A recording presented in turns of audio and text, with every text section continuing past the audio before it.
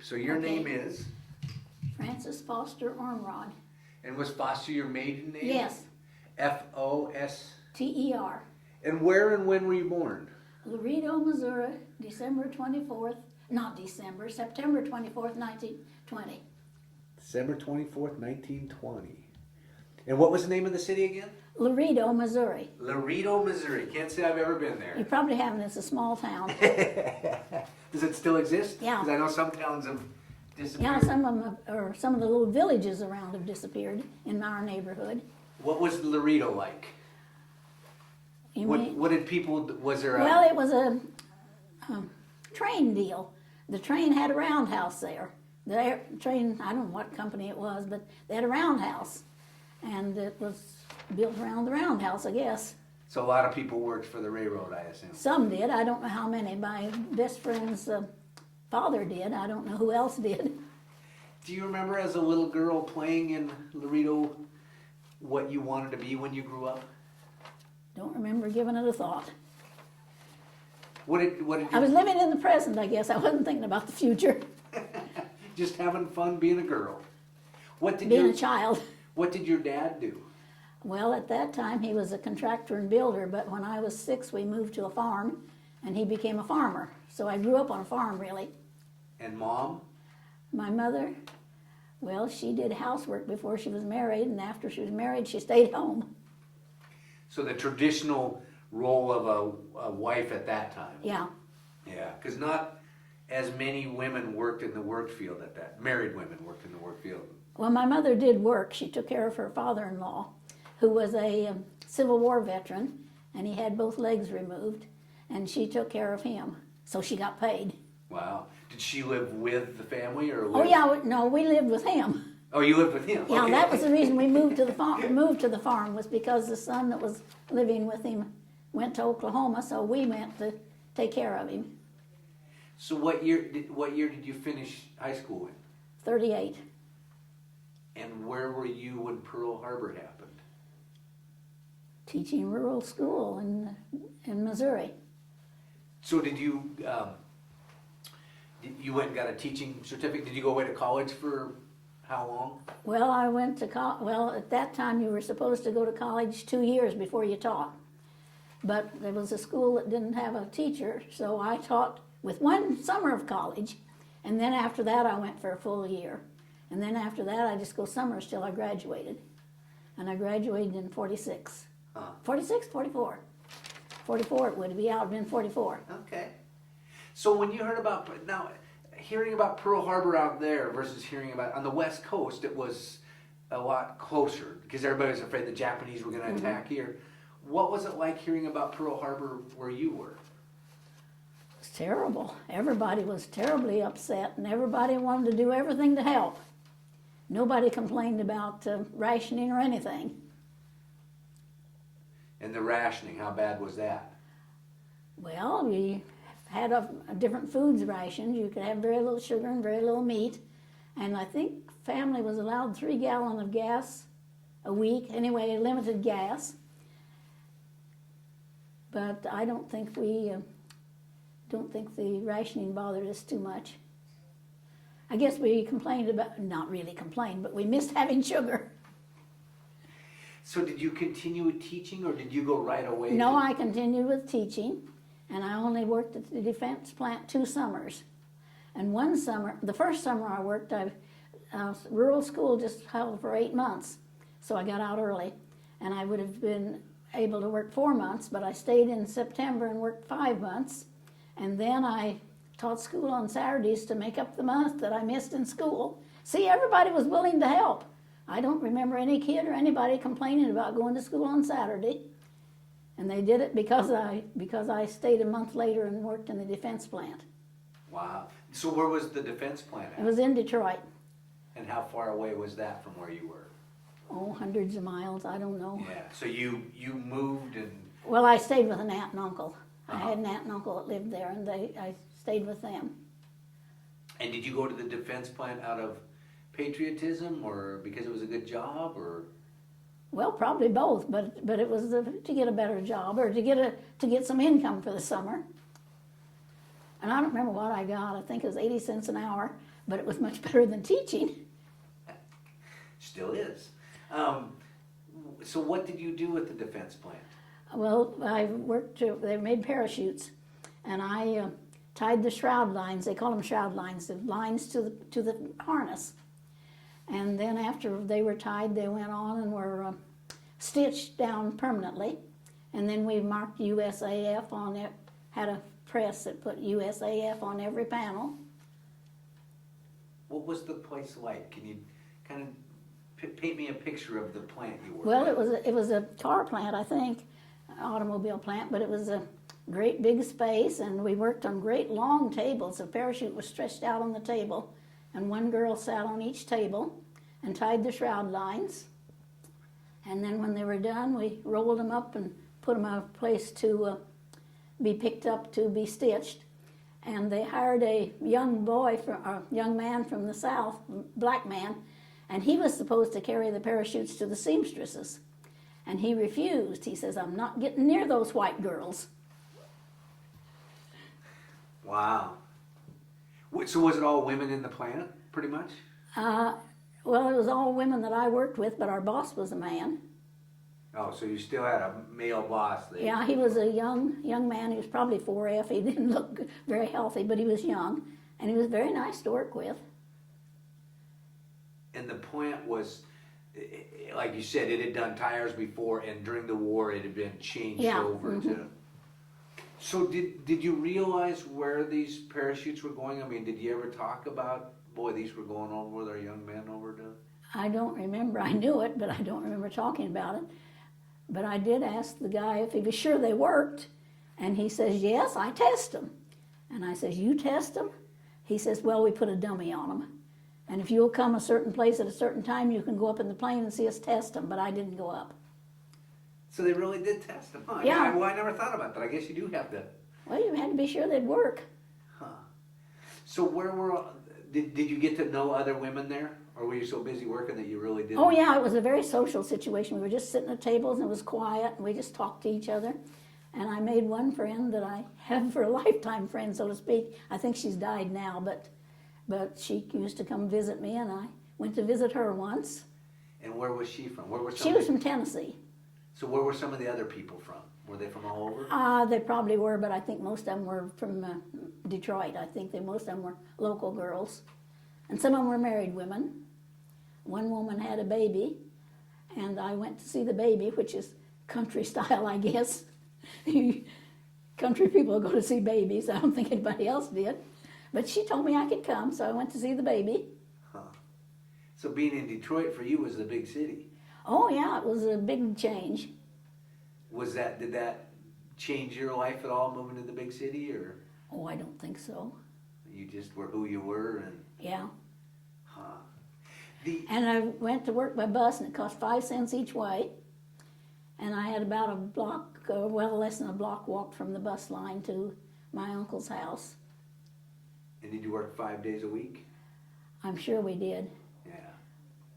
Yeah. We worked the swing. We were on the swing shift. We didn't work the day shift. Oh, really? And I don't know whether they had a night shift or not. They probably didn't. I don't remember anyone coming in when we left.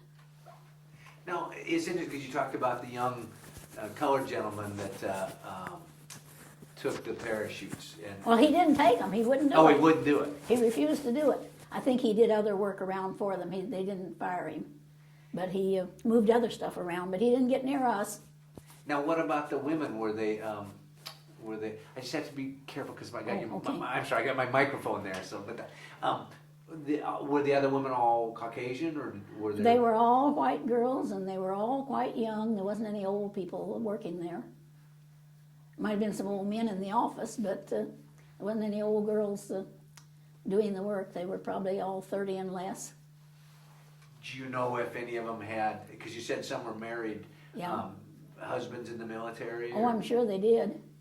I think her husband was in the military, as I remember it. Now, because your employee was the U.S. government, correct? The defense. I suppose so. Did you have to carry a ID card or anything to work in the plant? No ID card, and didn't have to join the union. That's interesting. I forget. I talked to one lady. She was at one plant, and they had to join the union. Well, I worked at another plant, and I had to join the union in the other plant. Oh, you worked in 2 plants? Yeah, 2 different summers. What was the other plant? Same thing? Or? No, the other one was working on the nose cone for Hellcat dive bombers.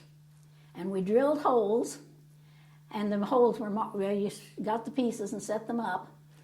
And the pieces were marked where you drilled, and you drilled the hole. And then you put a cleco in it, a holder, and got the whole thing, everything drilled. And then we took it apart and they sent it on to the riveting section. And where was that facility at? Well, that was in Detroit too, and it wasn't the same plant. It was a different auto plant. So describe it to me. What was it where you worked? What was it like? Well, it was full of people working, a lot of men and some women. At least I worked with a woman, and it was full of stuff they were working on. I mean, were there drill presses and machine? Was it loud? Were there I don't welders? remember it being loud. There were welders. We were near the welders, but I don't remember it being loud because our stuff went directly to the welders from us. And you say the piece you worked on was a nose piece for a... Nose cone for a Hellcat dive bomber. And was it a big piece? It was fairly big. We got the pieces and we set them up on a form, and 2 girls were inside it drilling holes, so it was big enough for 2 girls inside it. Well, that's pretty good size then. And when you were drilling holes, what equipment did you use? An electric drill. Big? No, it was just a small electric drill. We drilled rather small holes. Was that, and again, it sounds like prior to World War II, they wouldn't have probably had women doing what you were doing. Well, this was during the war. This was, 42 was the first time and 44 was the second time. But I mean, was it a new experience for women to be working in these plants, you think? Probably was. I don't know. Huh. You didn't, so you didn't have any problem with men saying, oh no, women can't? No. You just did your job and how long did you stay at that plant? It was 4 months. So you do a summer there? Yeah, I did it the summer, and then I taught in Des Moines, Iowa that fall. So I didn't take an extra month off. Did you get to know any of the women at that plant? I knew them at the time, but I don't think I made any permanent friends. Huh. And still, was there a patriotic feel among the plant, or was it? Oh, I'm sure it was patriotic. Because I would assume there was 2 kind of pieces to the puzzle. You're coming out of the Depression, so there's jobs, and they paid fairly decently, it sounds like, so there was that aspect. Yeah, I don't remember what this was, but it paid better than the first one. Of course, it was 2 years later, I guess, 42 to 44. Which was harder work? Doing the nose cones or doing the parachutes? Oh, I think, well, the nose cone wasn't as much fun. It was fun doing the parachutes because you had all that social activity or social talking. We kept working. But somebody in the parachute factory came by and told us not work so fast, that they would make us work more if we worked faster. So I suppose it was the union. They would raise the amount of parachutes you were to do in a day. I don't remember how many we did in a day. Wow. Huh. So were your parents glad that you were working at the defense plants, or did you even... Oh, I don't suppose it made much difference to them. I was on my own since I was 17. Oh, is that right? So as soon as you were done with school, you were out the door and... But I did visit, well, I still had home was my headquarters that I visited and stuff, but I was on my own after I was 17. Now, you had a brother in the military? Yes, younger brother, 4 years younger. In what branch did he go in? He was in the infantry. And he was in Okinawa, I believe it was, and yeah, I'm sure it was Okinawa. He was a replacement soldier that he went in with a company that practically, had a lot of people had been killed. Wow. Did you ever think about going into service? No, I was invited, but I didn't. Invited by reservists, or by... The Navy told me since I had a college degree I could be an officer. And I didn't answer it. Just because you didn't want to be in the service, or you like doing? Well, I guess I figured I was a teacher, period. So, now were you married at that time? No, So where was your future husband at this time? he was in the Army too, but I didn't know him. Is that right? So I don't think we brought any pictures of him. And when did you meet him after the war? Or I met him after the war. The war was over. where do you remember where you were when you heard the war was over? Yeah, I think I was working in a department store. I'm sure I was. I've done, just a little side job. So did you continue teaching then? Yes, I continued teaching. I taught a total of 35 years, Really? really. Wow. And I had about 12 off. I had just stayed home when my kids were little. Yeah. So when you taught, it sounds like you would teach during the school year and then get a summer job. Or go to college. Most of the time I went to college. Oh, really? So when you were going to college to further your education knowledge or to take other? No, it was, see, when I first started, I just had one summer of college. And then I went a full year and another summer and got 2 years credit. And then I started teaching full time.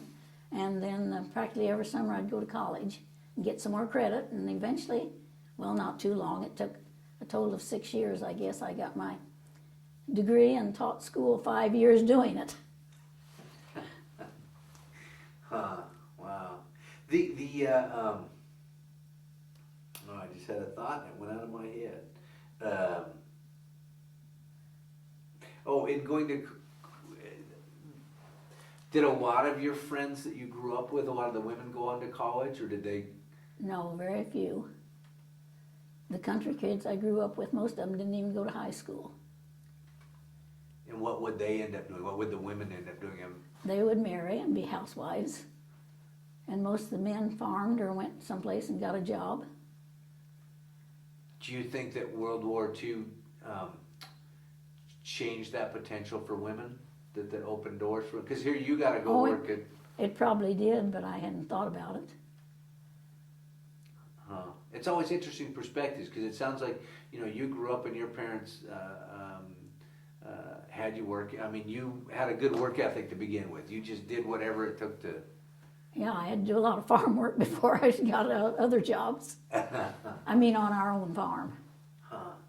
So the defense jobs, how did you find those? Were they out really recruiting or? Well, I think they were advertising, and you'd read the ad and go apply. And I think the first one I applied for, I told them I was a teacher and they wouldn't hire me. And so then my uncle says, "Don't tell them you're a teacher, they won't hire you." So then I didn't tell people I was a teacher. And then when I'd quit to go back to school, I guess they were surprised. I probably didn't tell them why I was quitting. Oh, so you would just sign on and then. I would just sign on to work indefinitely, and then when give them their 2 weeks notice or whatever it was. It's funny that they wouldn't hire you because you were a teacher. Well, I suppose they figured you'd be leaving. Oh, maybe that was it. Or maybe they figured you were too bossy. No, I didn't think about that. Yeah, teachers tend to take control of things. Did the people that ran the different defense plants, was there any military aspect to it? Did the military oversee these defense plants, or was it just all civilians? I don't know. Sometimes military men would come and watch us work. But they were older people. I don't think they were active. Well, they might be active, but they weren't actually in service. They weren't wearing uniforms. Because that was it at that time. But they were probably from the business angle of the thing. I don't know. Yeah. Because at that time, a lot of the men that were still around would have been either 4F or, some other, they'd been wounded or been too old. And so, did you enjoy working at the defense plants, or did you enjoy teaching better? Well, I really hadn't thought about it. But working at the parachute factory was fun because it was very social with all the girls. And you said some of them were married also, right? Yeah. So, did they have to recruit women from all over the place then, or were they mostly from the Detroit area? Well, the ones I worked with, I think, were practically always from the Detroit. And do you know some of them that had spouses that were in the service? Well, I probably did. I really don't know. So but you can't remember anybody that talked about, oh, my husband's overseas, or. So when did you meet your husband then? Because he was military. Well, that was when I was teaching in Des Moines, Iowa, and he was working for the state. And where had he been while you were doing all this defense stuff? Where was he? Oh, he was over in the Army in Europe. So you never had to. You didn't know him at that time. No, so I you didn't have know him at all. Did you worry about your brother? Definitely. Did you have any contact with him, or Well, did he write letters? oh yeah, he wrote. I've got a bunch of letters. Still have a bunch of letters that he wrote. That we were talking about at noon. That I promised to give them to his youngest daughter. And Jeff was asking, had I sent her the letters? No. He says, well, keep them. I'll send them to her. Because where was your brother stationed at? He was South Pacific, or you? Yeah, he was in the South Pacific. I'm quite sure he was in Okinawa. Yeah. Do you know? Did your mom and dad, did they put the star up in the window that they had a member in the service? And, No. In fact, my mother died during the war. oh, she did. It had to be tough having family members, because sometimes the war probably seems so far away, but having your brother in it, there was more of a reality of it for you. And when she died, he didn't get home, and he was awfully upset that we didn't manage to get him home, but we didn't. Yeah, that would be hard. I mean, I've talked to a couple people that while they were away, their parents had passed away, and some of them didn't even know it, until they got home. I may be wrong, but he was probably in the Army of the Occupation at the time she died. Huh. He was in the Army of the Occupation. He was in Japan itself for a year or so. I don't know how long, but for a while. Yeah. Wow. Would you ever, after the war, did you ever go back to doing any type of work like you did in the defense plants, or No, always no. onto something? Huh. It sounds like, I know a lot of women prior to the war didn't have the independence to go out into the job field, but it sounds like you grew up that you were pretty independent to begin with. Am I accurate? Very likely. Huh. So how did you end up in Olympia then? Well, my husband was working for the state of Iowa, and he was transferred to the state of Washington. Or he wasn't transferred, he got a job. And so we came to Washington. Huh. And when was that? How long? That was in 1951. Now, did you have other siblings? You had a brother. And I had two sisters, one older and one younger. And what did they do during this time? Did they get involved with the service or defense? I don't think so. They were both teachers. And my older sister's husband was in the war, so she was involved in the war, so to speak. Yeah. And my younger sister was married to a doctor, and he was not in the war. Huh. Wow. It was tough times. I mean, I don't know what was worse, being in the service or having to worry about having a spouse or child or something. Oh, I would say probably being in the war would be worse, although you might not worry as much. Well, that was it, because I mean, there was that fear, but it was you were busy, where at home waiting for the spouses. And you had no idea what was going on. Wow. Well, defense plans, the parachutes. I'll do some research, and I'm gonna find some photos to go with that of one of the plants. Do you remember? You don't remember what the name of the plant was? Because you said it used to be a tire factory, right? You think that's what it was? I think it was a car factory. Yeah. And I don't remember. If I ever heard, I don't remember. And they were both of the plants that you worked at were in Detroit. Yeah, and they were not too far apart, but they wasn't the same building each time. And there was a variety of men and women, but no colored women worked there. It was all... No, I didn't see any colored women. And I think the only colored man I saw was this fellow that wouldn't get near the white girls. Wow. How did you, so when you traveled there from your city, did you go by bus to get to? Train. Oh, train. Was that a real common way of travel for you to do that big Well, trip? if we went any distance, we went by train. Yeah. I think trains were more used then. Was there, now, you were a young woman at that time. Was it safe for a young woman of that era to travel that way? I mean, I'm sure it was. 'cause I think you're going from that little tiny town to big Detroit at that time. Well, my uncle and aunt always met us at the train station, Oh, okay. That's right, and that's who you and I lived with them. yeah, both times, both. Yeah, both times, with the same family both times. What did your aunt do? She was a dressmaker. She made dresses for people at home. She was a skilled dressmaker. And she learned dressmaking. Maybe I shouldn't tell this, but she learned dressmaking when she was very young. My mother's family had 8 kids, and their father died when my mother was 14, and she was the oldest. And the 3 of the children went to a orphanage. It's some fraternal organization that don't let the children be adopted. But they went there, and they were to stay till they were 16 and learn a skill. And the oldest brother went, and 2 of the younger girls. And the oldest brother got 16, and they all 3 left, but she had been taught dressmaking before she left. Huh. But she was supposed to be skilled and able to earn her own living when she left, at 16. Wow. So did she get involved with any of the, she didn't go work at any of the defense plants? She didn't work in any defense plants, but her husband, he worked in an auto plant. I guess they still made cars during the war. No, they weren't making cars, were they? Well, I would assume that they still were. Well, anyway, he worked for General Motors, and he had a job. Okay. And she made dresses at home. Huh. And they had a son in the Air Force, and then they had a younger son. So when you were in Detroit, how did they handle the rationing, food rationing at that point? Did you as an individual? I don't remember.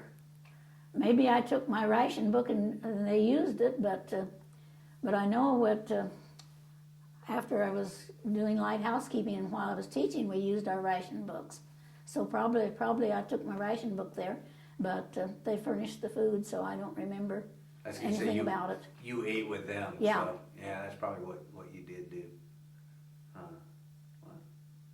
Well, thank you very much.